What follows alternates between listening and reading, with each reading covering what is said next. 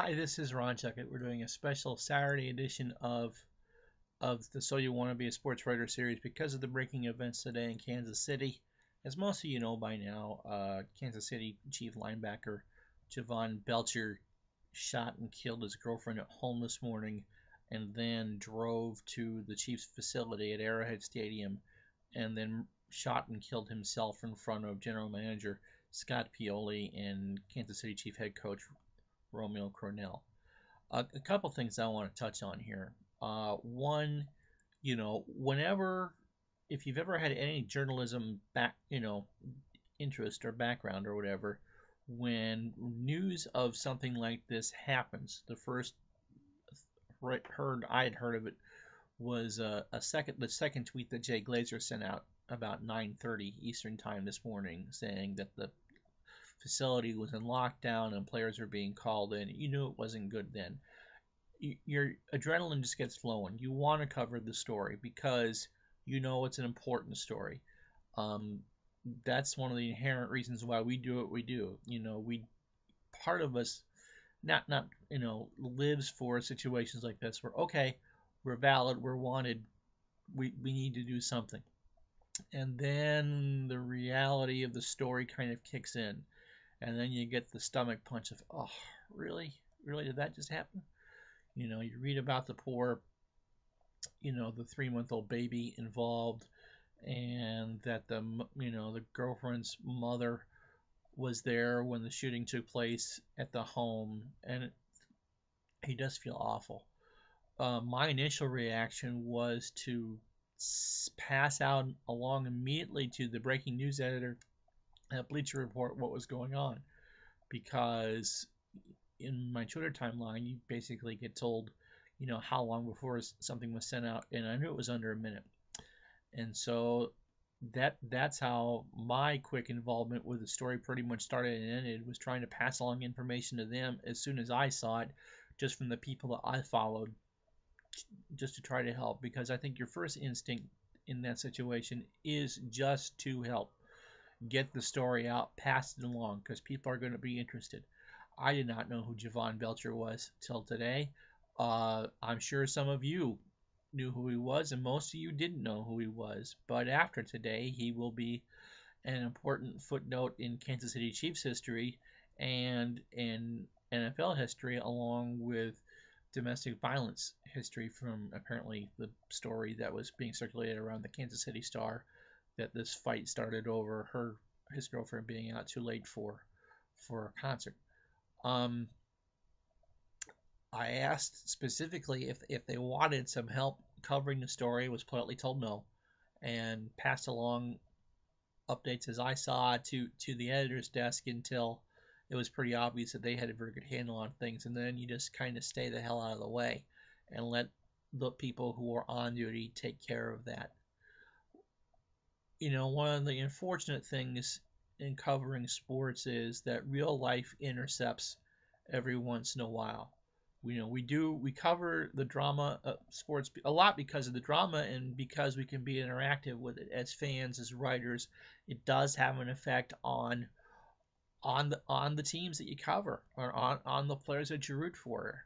While it does not appear to be the case in today's situation, well, who knows what the case was in today's situation? I really shouldn't speculate like that.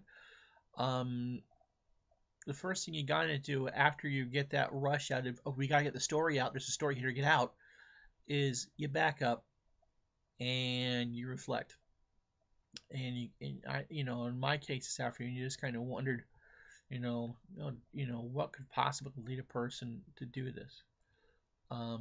We tend to forget that these are people, and people who have not had very nice things written about them, such as Scott Pioli and Romeo Cornell, or watched a person that they cared about kill themselves today.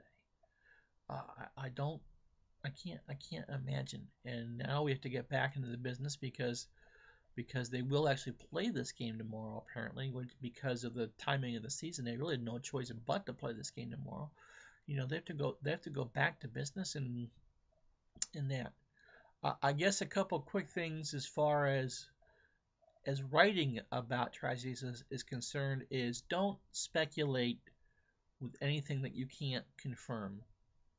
Don't joke about it. Don't make light of it. Don't talk about how it affects the team's fantasy out, outlets, as like someone did at CBSSports.com today. That's the wrong thing to do. Be respectful, and if you don't have anything to say, don't say it. Keep your mouth shut. Keep your fingers off the keyboard.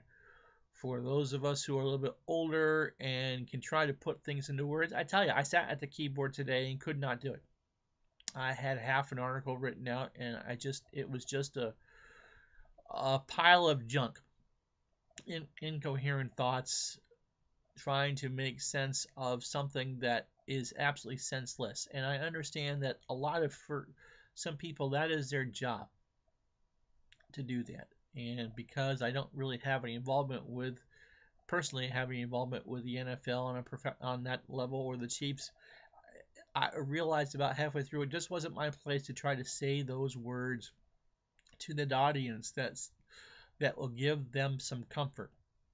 And there are certainly no words that can be said to give comfort to Belcher's family or his girlfriend's family, who now have the responsibility of taking care of this 3-month-old child that they brought into the world.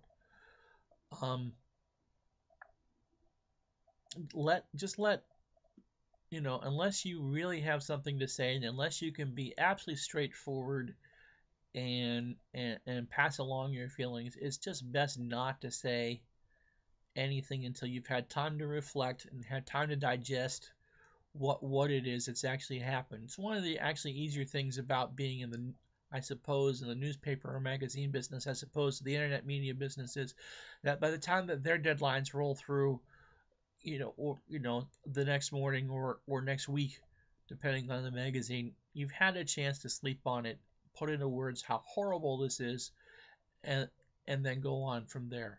For those of us who work in internet media, you just can very easily say the wrong things without meaning to say them. That person from CBSSports.com I was referring to, I'm sure that particular writer was trying to compartmentalize, obviously there are fantasy implications for the Kansas City Chiefs. There's a lot more implications for the Kansas City Chiefs right now than their fantasy stats.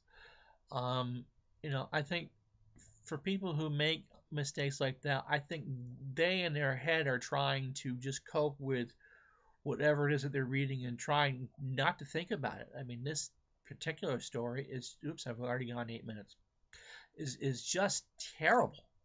And I think that's it. So to sum up, because I run over,